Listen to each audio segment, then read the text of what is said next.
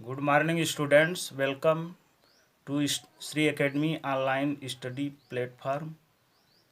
Today I teach you about लिंग। लिंग लिंग की परिभाषा या लिंग किसे कहते हैं? संज्ञा के जिस रूप से उसके पुरुष या स्त्री जाति के होने का बोध होता है उसे लिंग कहते हैं। लिंग किसे कहते हैं? संज्ञा के जिस रूप से उसके पुरुष या स्त्री जाति के होने का बोध होता है उसे लिंग कहते हैं। जैसे मोहन, शेर, राधा आदि। उपरोक्त वाक्यों में मोहन, शेर पुरुष तथा राधा शेरनी शब्दों से स्त्री जाति का बोध हो रहा है। लिंग की परिभाषा आप लोगों की समझ में आ गई होगी। अब आगे चलते हैं। लिंग के भेद या लिंग कितने प्रकार के होते हैं? लिंग दो प्रकार के होते हैं, पुल्लिंग, स्त्रीलिंग। लिंग कितने प्रकार के होते हैं? दो प्रकार के, पुल्लिंग, स्त्रीलिंग। पहला पुल्लिंग, पुरुष जाति का बोध कराने वाले शब्दों को पुल्लिंग कहते हैं। पुल्लिंग किसे कहते हैं? पुरुष जाति का बोध कराने वाले शब्दों को पुल्लिंग कहते हैं। उदाहरण के तौर पर लेखक, मोर, राजा, सुबह आदि। दूसरा है स्त्रीलिंग, स्त्री जाति का बोध कराने वाले शब्दों को स्त्रीलिंग कहते हैं। स्त्रीलिंग किसे कहते हैं? स्त्री जाति का बोध कराने वाले शब्दों को स्त्रीलिंग कहते हैं। जैसे लेखिका, मोरनी, रानी, संध्या आदि। इसी तरह के आप अन्य उदाहरण भी दे सकते हैं। लेकिन एक ध्यान देने वाली बात और है, कुछ संज्ञा शब्द ऐसे होते हैं जो हमेशा पुल्लिंग में होते हैं। कुछ संज्ञा शब्द ऐसे होते हैं जो हमेशा पुल्लिंग में होते हैं, जैसे कौवा, उल्लू, मच्छर, कछुआ आदि। और कुछ संज्ञा शब्द ऐसे होते हैं जो हमेशा स्त्रीलिंग में होते हैं। क्या होते हैं? हमेशा स्त्रीलिंग में होते हैं। जैसे मछली, तितली, कोयल, मैना, मक्खी, छिपकली आदि। एक बार फिर से समझ लीजिए, कुछ संज्ञा शब्द ऐसे होते हैं जो हमेशा पुल्लिंग में होते हैं। ऐसे बहुत से शब्द होते हैं, कुछ बताए जा रहे हैं, जैसे कौवा, उल्लू, मच्छर, कछुआ आदि। और कुछ संज्ञा शब्द ऐसे होते हैं जो हमेशा स्त्रीलिंग में होते हैं, जैसे मछली, तितली, कोयल, मैना, मक्खी, छिपकली आदि। बोलो। अब इस पाठ पर आधारित कुछ प्रश्न आपको दिए जा रहे हैं जिसके उत्तर आपको लिखना है। पहला प्रश्न है, लिंग किसे कहते हैं? उदाहरण सहित स्पष्ट करो। प्रश्न 2 है, लिंग के कितने भेद होते हैं? प्रत्येक को उदाहरण सहित स्पष्ट करो।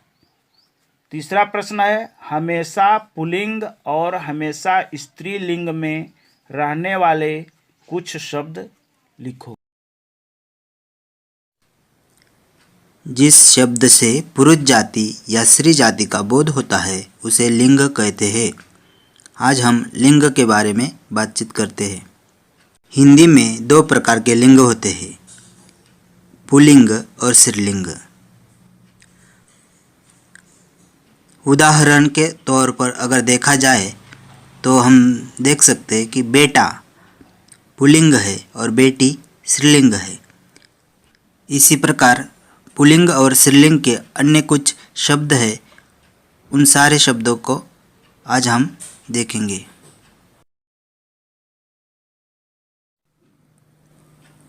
नर, मादा, आदमी, औरत, बालक, बालिका, छात्र, छात्रा, अध्यापक, अध्यापिका, शिष्य, शिष्या, बिलाव, बिल्ली, भैंसा, भैंस, बकरा बकरी, मुर्गा मुर्गी,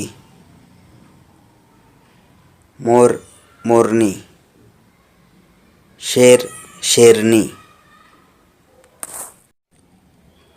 कुत्ता कुतिया, बंदर बंदरिया, हाथी हाथिन, दर्जी दर्जिन, धोबी धोबिन,